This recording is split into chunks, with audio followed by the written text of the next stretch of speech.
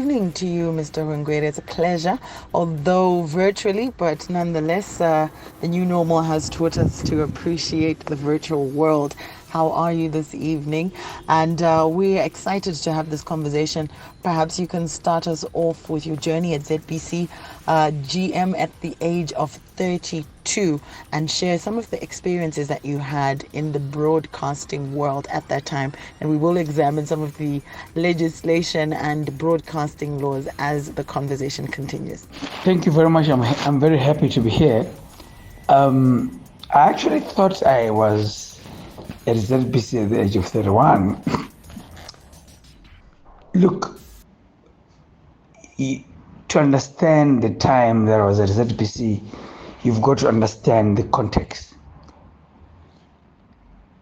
So broadcasting goes through a different epoch. 1990, Berlin Wall falls, and then there's a huge deregulation of the broadcasting sector.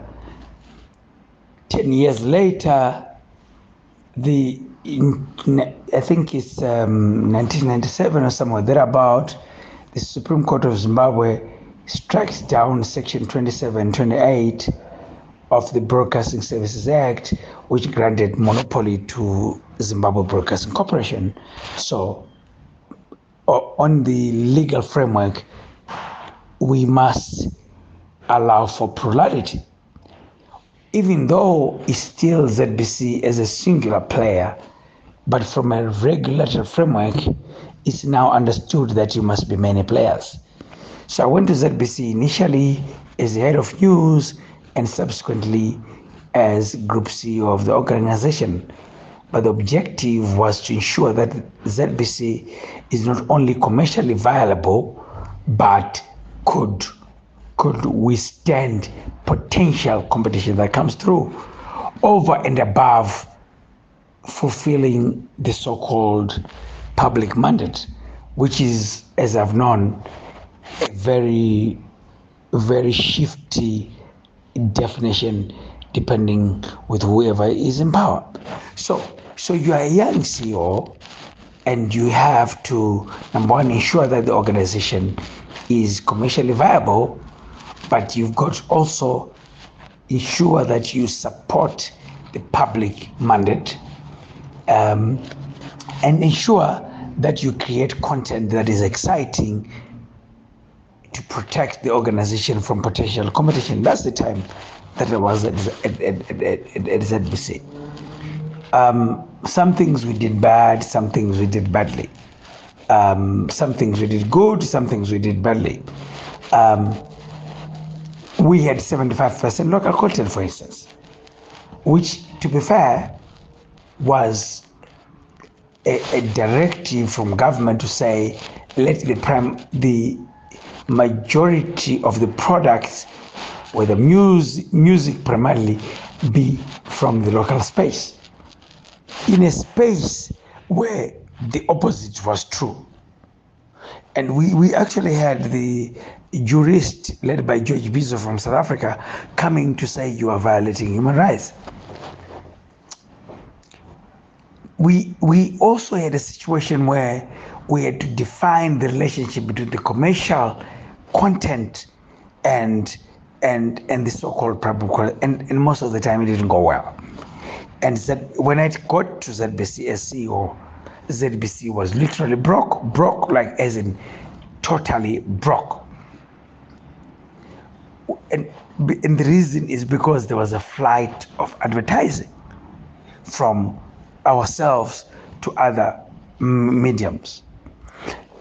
I will not go into the long story, but to say the realization is that in whatever situation that you get into, if you come together, government, stakeholders in business, and say this is what you face, you emerge. By the time I left ZBC, which was 2 years later, ZBC was financially viable. And it was a simple thing that we did. We then said, let's prioritize the customer. We started tracking the audiences on a regular basis and informing the market that this is how the market behaves. That's really what we did. I mean, the story is really long.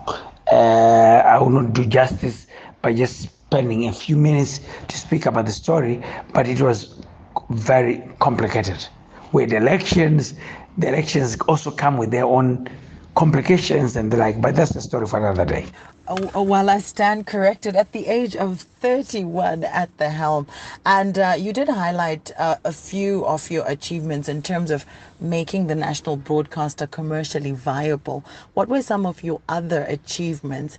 And one would quickly recognize that the time your tenure, the time of your tenure, you were also under the then Minister of Information, who was Professor Jonathan Moyo. And there's quite a lot to unpack there, policy-wise. The Hondo Eminda song that everyone up to now can sing word for word in their sleep. What was the strategy there? Could you also get into that? You know what? Again, context matters. Remember what I've said is that Zimbabwe is in. There is what you call it. Those that started socialism or no dialectics. It's a contradictory period. Thesis, antithesis. So we're in a period where those that went to war are saying we went to war for the land reform.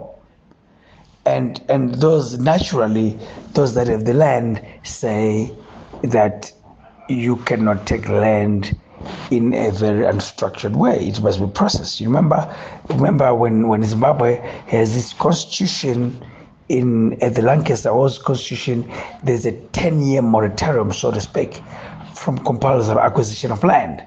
And after that, there's another 10 years where there's negotiation, and then you have the referendum, and then you have the land invasions. And then so I come to ZBC as the national storyteller at that point, where you're really contesting powers at that point. So when you look at the Hondo Eminda song, you are looking at a narrative from the government in power saying what we are doing is a good thing, recognizing that there's a real strong body that says it is disruptive and it is not a good thing. So that's the thing. But again, it is important to understand that to all whatever people say, at the end of the day, the ZPC is a government body, and naturally you've got to follow the dictate of the state. So our national point was the land reform is a good thing. And naturally, we had to look for a means which speaks to the goodness of land, and that speaks to the Hondo Eminda song. That's the long and short of it. Do you think that those two concepts can be harmonized in a way that preserves the mandate of the national broadcaster, a way that elevates and celebrates and honors the sacrifice made by liberation war heroes and those who fought in the liberation war, and also make room for the proverbial born frees, and then feed all of those sectors in the right way? What do you think can be done to achieve this harmony if it hasn't been achieved at this point? And in terms of where the national broadcaster is now, what can be done to turn things around and elevate the region impact, and perhaps even address some inequalities that may exist? So I was saying, naturally, when you're speaking to a group, whether it's majority or minority, you must know that there's another group which does not belong to you. So there was a group. I mean, I remember I had a car which is breaking down somewhere, and a group of women came to me and they were singing to me that song because they didn't agree with it. That's the point of storytelling that people don't understand. Media, more often than not, reflects power relationships in society. And I've seen it, whether you're looking at the US, whether you're looking at Europe, UK, whether you're looking at Russia and all that. To understand power relationship in society, sometimes you need to look at the media. And that's really where we were. And now moving away from your experience in the national broadcaster, you went on to start a campaign that encouraged Zimbabweans to buy local products, aptly named Buy Zimbabwe. What was the thinking around setting Buy Zimbabwe up, and what has its impact been on companies and businesses in Zimbabwe? You know, the concept of the supremacy of the audience must remain supreme. And it's the same with anyone in business. The market is about the market. So whatever you do, whatever or however you define yourself, public broadcaster, state broadcaster, private broadcaster, unless you can satisfy the market and ensure that the market attains its aspirations, then you're not doing a good thing. So the problem with state broadcasters, not just in Zimbabwe, but across Africa, is that they believe, I mean, it's an old term, that what I think is what must be. You know, you send a receiver model. Therefore, if I say this, it is what must be. But the objective of communication is received, isn't it? Every communication must be received. And to that extent, what must happen across Africa by public broadcast is a realization that whatever you do must be informed by the sensibility of the people that you speak to. And you ask, can you therefore reconcile the issues of public, which is basically taste and preferences from the public, with those that are in power? I don't think it's a bad thing, because all governments who speaks about, as we say it by Zimbabwe, job, wealth, and pride. The question is, how do you package that? And how do you have conversations that get people to understand that this will get me to that state and these are the obstacles? The problem is that we fear more about media than we realize the opportunities that come from engaging objectively, transparently with the audiences that we have. In the same breath, also kindly share with us what the achievements have been so far and some of the notable milestones, as well as talking points for us this evening. Gee, I'm glad you've moved out of ZBC, because I left that place long back. You know what? I left ZBC and I set up an office in Zimbabwe, Savannah Media Center. I set up an office in Johannesburg. I set up an office in Lusaka. While it's in Lusaka, we have a discussion with a group of friends of mine, and the discussion is Africans. The biggest problem with Africans is that they are too interested in the artificial stuff. Good cars, yeah, well, we spoke about good women, by the way, and other stuff like that. But Africans don't want to support other young Africans. That's us as Africans complaining about other Africans. Until one of us says, maybe that's the problem with Africa. We speak about others and we want to take responsibility ourselves.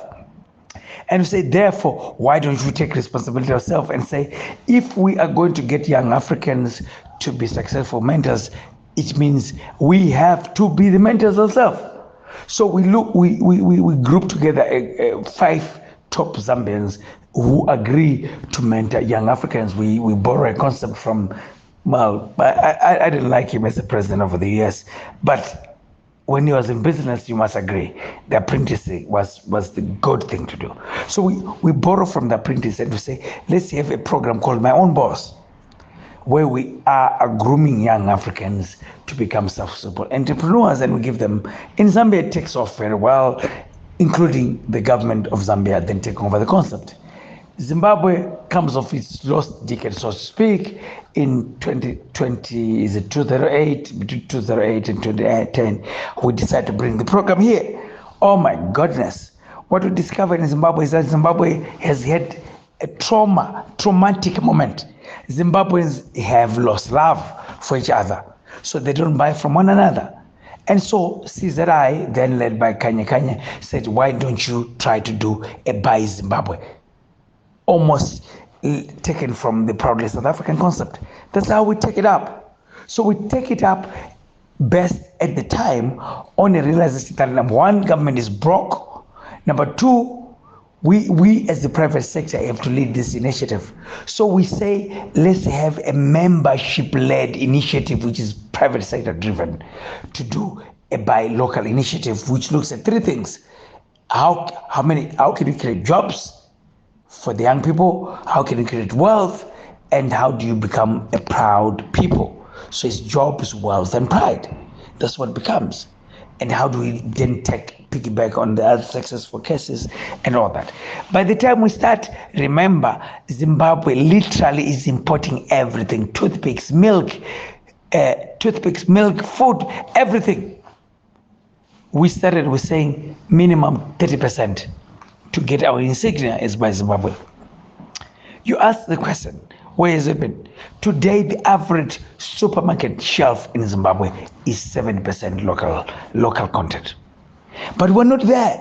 Public sector is still primarily depending on imports. The mining sector, 70% of consumables in the country are still imported. So Zimbabwe is a country which is rich, but a country where the industrial sector was decimated. So we need to rebuild it, because that's the basis of wealth creation. When you have wealth, then you can first participate in the African free continental trade area at equal weight, because you can't do it without that. So we've done well, but we still have a long way to go. In your view, how can this sector be revived? How can gains and low-hanging fruit be collected from the Africa Free Trade Agreement? And how can this shift from consumption to production start to happen in the Zimbabwean industry and the Zimbabwean market in general? I hope I have, I won't be controversial here, but I'll say it the way I see it, which is a specific Zimbabwean problem and an African problem in general. Africans love good things. In my view, the culture that has gripped Africa is one where you must get and you must not work for it.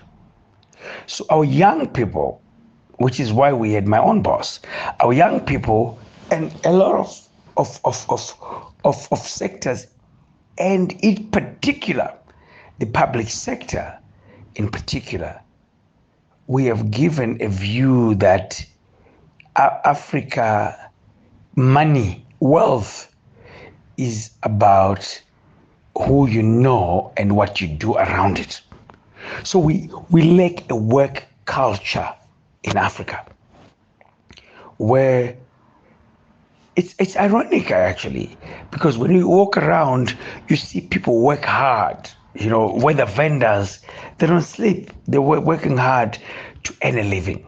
But it looks like it's more about the survival that drives need, that drives purpose, than a culture that identifies opportunities and mobilizes land, labor, capital to then say, that is the opportunity. What do we need to do to grab that opportunity, ensure that with the right quality, then access markets on the local space and international space.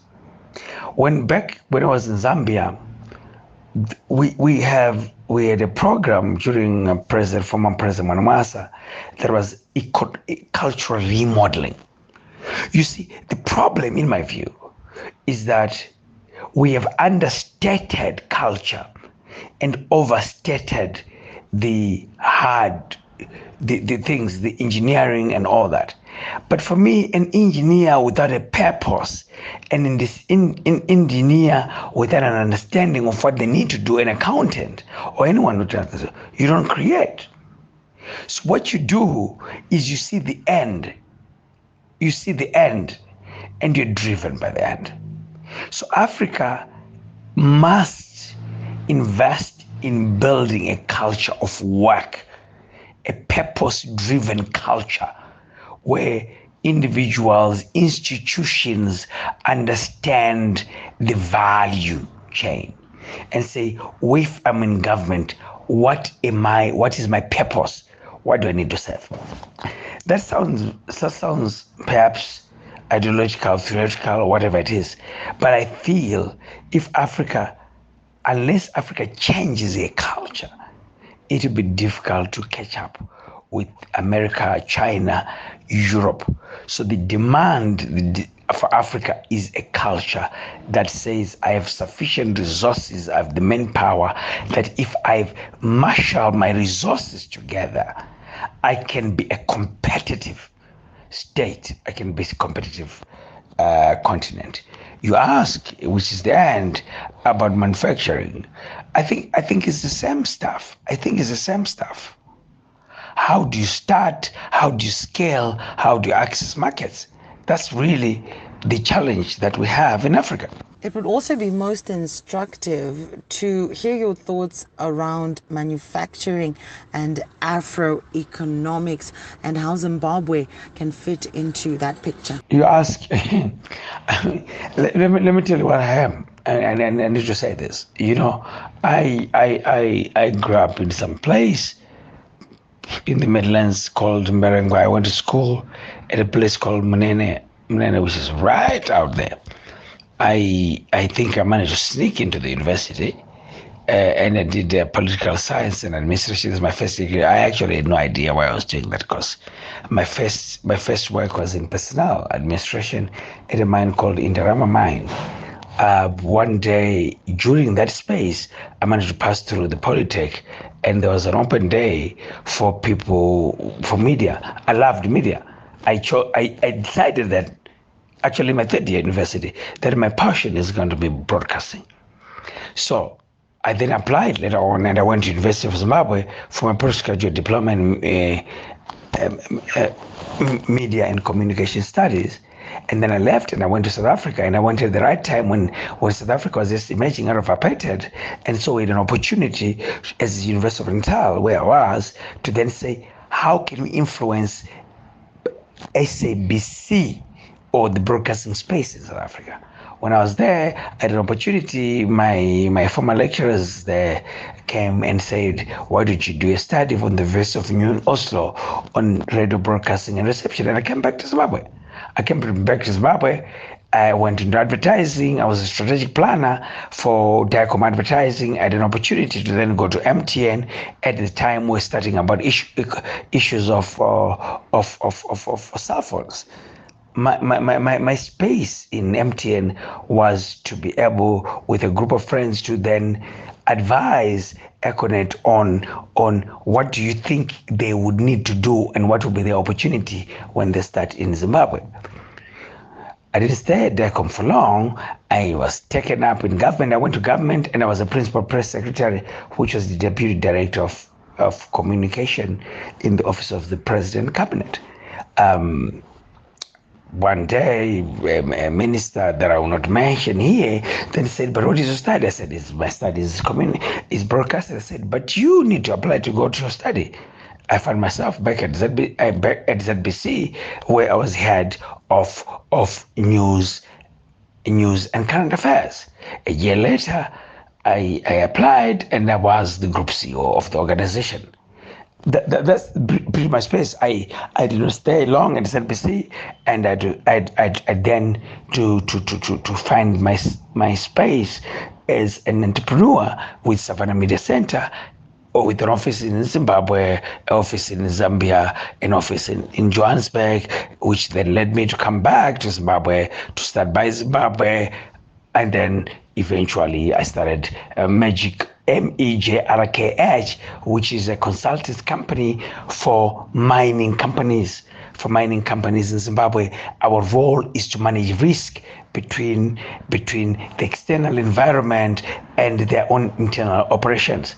From then on, I then started my broadcasting services. That's when I started with my Ray of Hope broadcasting service, YFM, which is a station focused on the mining community, and Great Dyke News 24, which is an online news portal, and Great TV, which is an online television station, and Christian Resources, which is my small scale mining operation in Berengba. And now I'm trying to find my space within the tourism space. I've just opened last week what you call Palawani Lake World Resort, which is an outdoor countryside lake environment where we can do a lot of things, from really boot camping and things like that. So I hope I've explained myself who I am. Very interesting sentiments there. But we cannot go any further without examining some of the legislation, particularly maybe that informs the consumptive culture and this need for people, the love of things, as they say in common day parlance. What are your thoughts around Statutory Instrument 122 of 2017 and its scrapping, and what impact has that had on the market? I'm very, very conflicted on that SI 122. I'll tell you why. On the one, as by Zimbabwe, our mission is to push for the preference of locally produced goods and service. And to that extent, we welcome anything that gives favor to local companies against foreign businesses. So anything that reduces foreign competition and props up the local industry and commerce from the primary to the tertiary level, we are in support of. So in general terms, we as by Zimbabwean in support of SI 122. That's first. Secondly, the upside of SI 122 were that a lot of companies in Zimbabwe in the manufacturing side, which has gone moribund, found life, because there you had someone, if you love poker, someone who's trying to stop your competition from scoring and giving you a chance to score. That's basically what that thing is. However, we're clear that as a Buy Zimbabwe, our long term is being a competitiveness driver. So yes, while it is important that the small player is propped up to be able to compete against the big player. If you were at the Olympics and you had to stop the fastest runner by driving the slow runner in a car, that would be a fair race, isn't it? So all things held constant, it is about making sure that we compete on equal footing, isn't it? It's said that the world does not compete at equal footing. Our neighbors in South Africa really put a lot of money to support their own. And they've got a lot of money, and the market is bigger than Zimbabwe. So the competition is not fair. So, to the extent that you have SIs that ensure that you compete against other guys who are not competing fairly, it's fair game. But however, that's not the way the world must work. The world must work on the basis of providing product at the right price, at the right quality. Right price and right quality. That's how the world works. So our preference really as by Zimbabwe is that the protective measures should only be used as a short-term ignition to get us to compete at the right level. And so we're really not too distressed when the SI was scrapped, because if you give someone to the belief that I can capture the market just simply because I'm in Zimbabwean, you are ensuring that consumers get substandard products. And so, from a strategic focus, that's not a good stuff. Mr. Hwengwere, you're also a champion and promoter of the Great Dyke, yet it's one of the least talked about regions. Could you paint a picture for us and outline what the Great Dyke has to offer and what minerals are found there and how this can uplift and benefit the Zimbabwean economy? I'm not sure what you're a friend in Zambia. Why they did not have kind words? Perhaps they were not kind by nature. When I go to Zambia, I opened up a company called Savannah Media Center. I did a lot of stuff in Zambia with the different companies and all that. One day, I started a program called My Own Boss, which was more a reality television to get young people to get real life experience in becoming businesses. One of my staffers, one of my producers came to me and said, "Kabanana is dying." Those were his exact words. And then says, "Boss, are you interested in taking over Kabanana?" I said, "Well, let's take a look at it." When I looked at Kabanana, I was really excited. The story around Kabanana was exciting. This was one of the top soaps in Africa, outside your generations and all that. But it was suffering from underfunding and poor production at the time.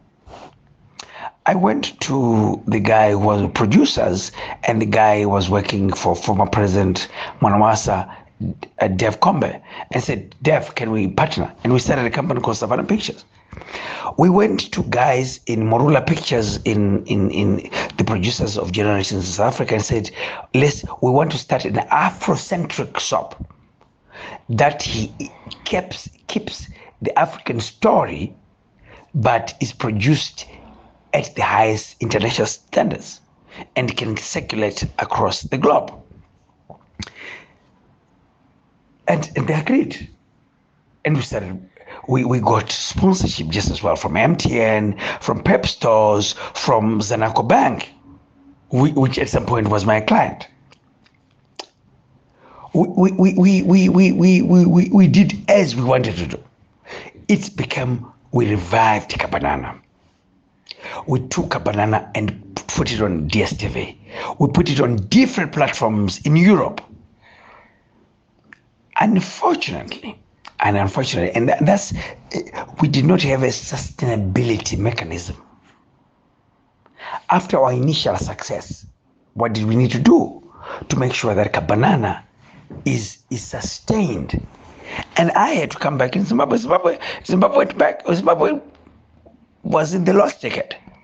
And all of us as Zimbabweans desired to come back and rebuild our country. I came back to Zimbabwe. I left my team in Zambia. And unfortunately, they could not sustain Kabanana. I talked to the team of my cast in Kabanana and said, I will give you the rights to produce Kabanana. Sadly, they could not produce Kabanana. You see, content, and you see, but maybe let me put it this way. Zambia now has become one of the top producers in Africa of content. And if you look at most of the producers in Zambia, those were my teams from Kabanana. So I'm actually very happy with what we did in Zambia. Though I believe we could have, had we thought of a sustainability model, been able to serve Kabanana. So the friend may not have kind words, but I'm very happy about our legacy in Zambia and what we did for the Zambian market in terms of enhancing the production capability in that country. You know what? I'm a broadcaster, out and out. the real issue about brokers is like a person in a glass house. You should never worry about people who pick into your house. So I don't worry. Don't worry about asking me any question. I don't care. I've been used to it. I've been asked by a friend who inboxed me about the Great Dyke because part of the work that we do here is focused on the Great Dyke. Zimbabwe is primarily mining and agriculture. And when you look at the mining side, it is primarily concentrated within a region called the Great Dyke. Great Dyke is, I would define it in two forms. Great Dyke physically is a 550 long, 10-kilometer wide geological stretch with the largest concentration of mineral resources in Zimbabwe. But however, Great Dyke has become a socio-ecological concept, which around the Great Dyke you then have created mines, towns, cities, and the like. For instance, you have Chegutu, where the Zimplus is, and it's called the Atl Complex. And then you have along the Great Dyke, you then have Kwekwe, you have Gweru, and then you have Shurugwe, where the Atl Complex is, which is where the Unki mine is. And then you drive 80 kilometers down to Shavani, where you find Mimosa. So when you're speaking of Zimbabwe in terms of the economic space, you are speaking primarily, look, let's go statistics. How much does Zimbabwe produce on an annual basis in terms of this year? Perhaps $5 billion. Of that, about over $3.5 billion is coming from the mining sector. Most of that, 75% of that, is actually from the three mining companies within the Great Dyke. But if you look at the potential and what the Great Dyke is actually producing, you actually realize that we're not there yet. So we positioned ourselves as a broadcaster and said, let's be a voice, because our role as media is to unlock market, is to excite the market, the audiences and all that, and say, look at the possibilities, this is what you can do. And to mobilize other stakeholders to then ensure that if there is space in which you can mine, which you can farm, you actually do that, and then bring the network together to unlock possibilities.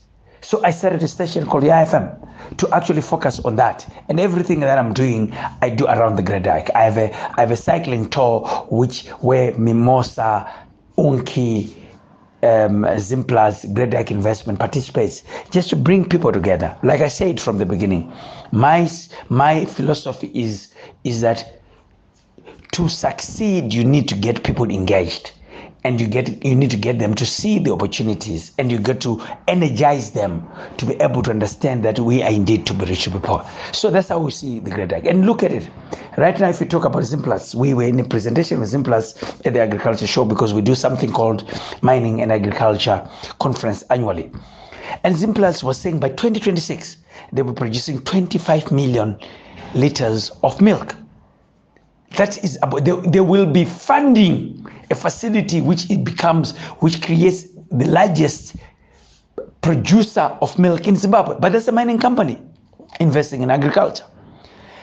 They will be exporting projects that will realize an additional $30 million into the country. Bata, which is the largest company in the Midlands, outside the mining companies that I've spoken about, has a value about $50 million. That's about twice the value of Bata. Bata employs about 500 people. So that's mining. Unki is investing significantly into agriculture. Mimosa has also investing significantly into mining, into agriculture, in terms of livestock, in terms of horticulture and the like.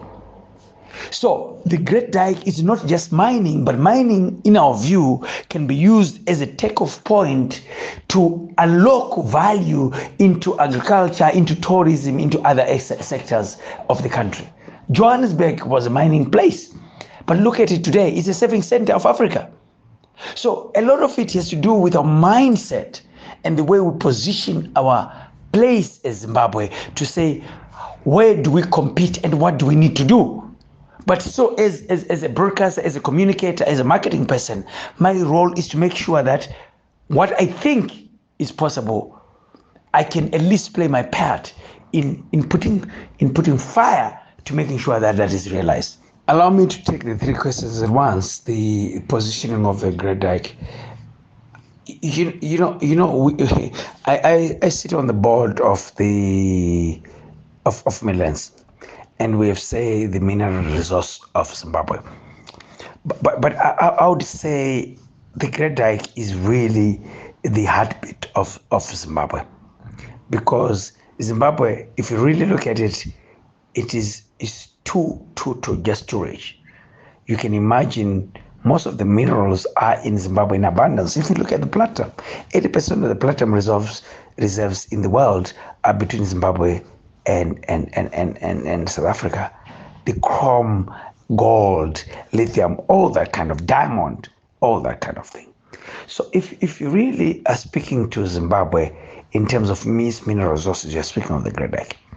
However, the challenges that have happened in Zimbabwe with respect to the agriculture and the undercapitalization of agriculture can be solved by mining. And the fact that a lot of mining are now investing in agriculture means from the Great Dyke, you can then feed into the other sectors of the economy, including manufacturing. Right now, 70% of inputs into Zimbabwe's mining industry is imported. If we turn that around, it will mean not only does mining support agriculture, but then you can build a strong manufacturing base from the Great Dyke. And also you can then go into service sector of tourism. So the heartbeat of Zimbabwe is actually the Great Dyke. The question on the Chinese, I must confess I'm not the most competent, but what I know is that countries in the world compete. And what I've looked at stuff is that you have strength from Chinese, you have strength from the Europeans, Americans, and all that. Chinese people are able to innovate at a low level. Within the mining sector, for instance, in terms of the milling sector, for instance, what you find is that people were used to huge milling units. The Chinese came up with a very small small hammer mills. They are able to innovate at a small level. They have been able to use their experience and bring it here, and they're covering a gap which the bigger players from Europe have not been able to get. However, I think the challenge is that because Europe in the international space, China in fact, in the international space is very new. You find that the understanding of engagement, their understanding of relationship management is very weak. It's very weak, and that needs to be done. But we get from the Chinese better understanding of how you innovate, how you deal with local smaller communities than you'd get from Europe or America. America is good in that they come in with huge capital investment. They are very strong in systems. However, look at Zimbabwe, for instance. For the period of time that Europe and America has been here, the large-scale mining sector in Zimbabwe employs 45,000 people. Right now, the small-scale employs over 1 million people.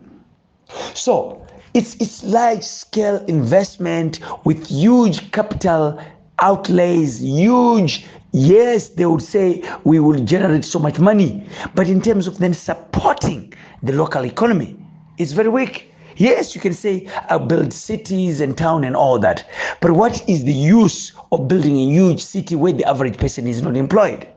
So we need an integration of the two models, where at the end of the day we understand that the investor who comes into Africa, yes, they want a return from their investment, but the sustainability of that investment must be based on taking the local person on the ground. And it's not just a few people that can be employed. It is what impact can we do, and how do we build the networks to make sure that the as many people benefit from the whatever facility that we're building on the African continent. You ask at the last question that what is the recommendation for the manufacturing sector and all that. Africa must believe in herself. Africa must support her own innovators. Africa must define her relationships internationally in terms of in terms of game. I mean, I love watching elections in Europe and US, and the question of what is in it for me is there. Not just from a theoretical point of view, but from a practical point of view. To say, if I vote for this administration, will my life be better? We in Africa need to begin accounting in terms of how we develop the person on the ground. The story of Zimbabwe, yes, a lot of it is still negative, but it is an interesting story. Zimbabwe used to import maize worth 300 million annually. This year it is not imported, and the benefit is for the person on the ground. But what is the sustainability of that person? What incomes are you looking at? What do we need to do? So there's a lot of work on the African continent, and once Africa succeeds, small scale miners, large scale miners, agriculture, naturally the other sectors, I believe, will take off. And I think Zimbabwe is an interesting story, and I would say watch this space. You are right, but remember, palladium is gone. It's PGMs, and within PGMs, platinum, yes, is there, and palladium, but palladium is at a higher value now. But that's another conversation. For me, it's looking beyond one, saying how does mining unlock agriculture? You can never. Agriculture space in this world is critical, and manufacturing is critical. Remember, mining is finite, agriculture is infinite, life is infinite, at least as we've known now, unless you believe in aliens. So really, when you're thinking about development, think from a 360 point of view. Think, how do I use the key resource, in our case is mining, to unlock other secondary people? Because not all of us can go into mining. But around mining, if we have fishing, if we have agriculture, if we have canning industry, if we have the leather industry and all that kind of thing, we become a better and bigger society. Look at Johannesburg today. It used to be gold, but what is it today? It's not. It's primarily a service, financial services, manufacturing and all that, but driven from mining. That's how I think we need to think around development on the African continent. And in closing, Mr. Hwengwere, your outlook and recommendations for the mining sector, the commercial sector, the economy, and beyond. My final remarks is that,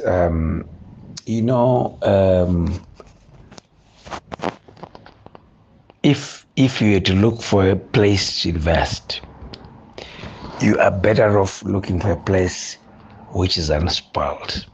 And Africa is that. Rhodes is a legend now, not because he came to a place that was developed, but because he found a jewel in the middle of nowhere. And he built systems, roads, infrastructure, mines. The story of South Africa, the story of Zimbabwe, is a testimony to Greenfield. And if you're looking at Greenfield, and just look at COVID, I have my own tag around COVID. But one of the reasons, besides climate, where Africa has been the least affected is because Africa has a generally younger population than the rest of the world. So if you say Africa has the resources, human, natural,